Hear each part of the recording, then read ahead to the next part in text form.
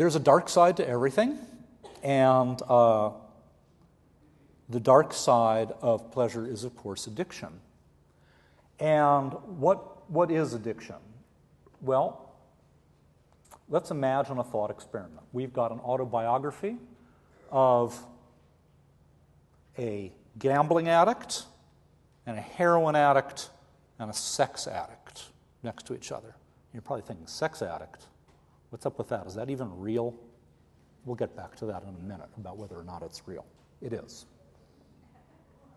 And then we pay someone to go through these autobiographies and delete all the words that actually make specific reference to heroin or gambling or sex.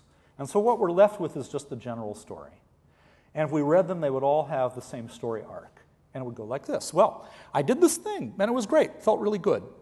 So I did it some more, and that was great. And then as I continued doing it, I noticed that I needed to do it more and more often at a higher and higher dose, intensity, in order to get the same pleasure I was feeling before. And that's, of course, what we call tolerance. Then, as I continued to do it, and as my addiction progressed, I found that actually all of my liking was transformed into wanting. And in the end, I wasn't doing this because it brought me any pleasure at all. I was doing it just to get up in the morning, just to fall asleep at night, to not have an anxiety attack, to not panic, to face every day. When you talk to heroin addicts in the late stages, and they talk about getting their fix that day, they call it getting healthy. I got to get healthy. I got to get my injection and get healthy. And I think that summarizes it. The liking has been transformed into wanting. Now, what does this mean biologically? If we look at the neurons within the pleasure circuit, the development of addiction, this transformation from tolerance and this conversion of liking into wanting, is accompanied by changes in the electrical properties and in the shape and in the chemical composition of the neurons within the brain's pleasure circuit, such that cravings become great, but the pleasure leaches away. So there are physical changes that occur in the brain of addicts. Now, I promised to get back to this issue of sex addiction, right?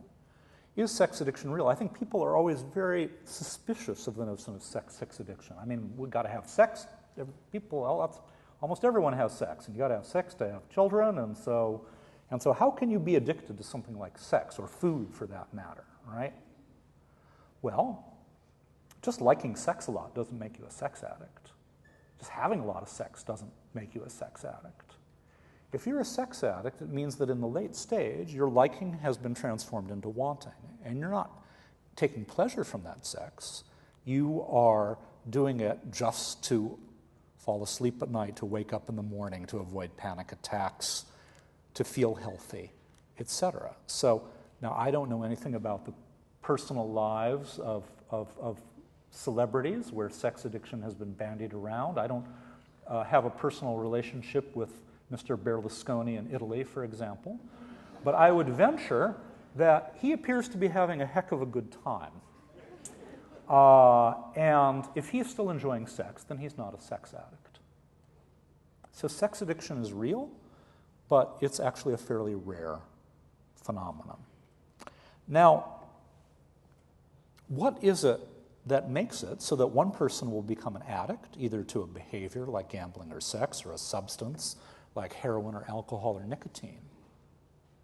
Well, some of it has to do with the nature of the substance itself. So, and this is a little bit counterintuitive, right? So heroin produces a massive activation of the pleasure center, a big pleasure rush. Taking a drag on a cigarette produces a very subtle, small pleasure rush. And yet, of all the people who have ever tried heroin, about 30% become heroin addicts. This is in the United States and in Western Europe. Numbers are different cultures. If you look in those same areas and you ask, of all the people who ever try cigarettes, how many people become cigarette addicts, it's about 80%. So why is it? Why is it so high for cigarettes when their effect is so subtle compared to a drug like heroin? Well, the reason has to do with the dosing schedule. So now imagine addiction is a form of learning. You are learning to associate the pleasure with the act that produced it, the injecting the heroin, the sucking on your cigarette. Now imagine you've got a dog, right? And you're trying to train your dog to come when called. And you got a steak to reward the dog with. You got two ways you can train your dog. One way is you say, come Fido, come Fido. When Fido finally comes, you give it the whole steak. That's like your heroin addict. You inject heroin in your arm, you're out for hours. Your stone junkie is probably not going to shoot up more than twice a day at the most, right? So you have a very strong activation, but it's very rare. Now imagine you take that steak and you cut it into 200 small pieces, like your smoker. Your pack-a-day smoker is smoking 20 cigarettes, about 10 puffs per cigarette, so 200 little pleasure hits. You got those 200 little bits of steak. Come Fido, bit of steak. Come Fido, bit of steak. You repeat that 200 times. By the end of the day, your dog has learned that task. Absolutely. When you smoke cigarettes, your dosing schedule is an excellent trainer of your inner dog.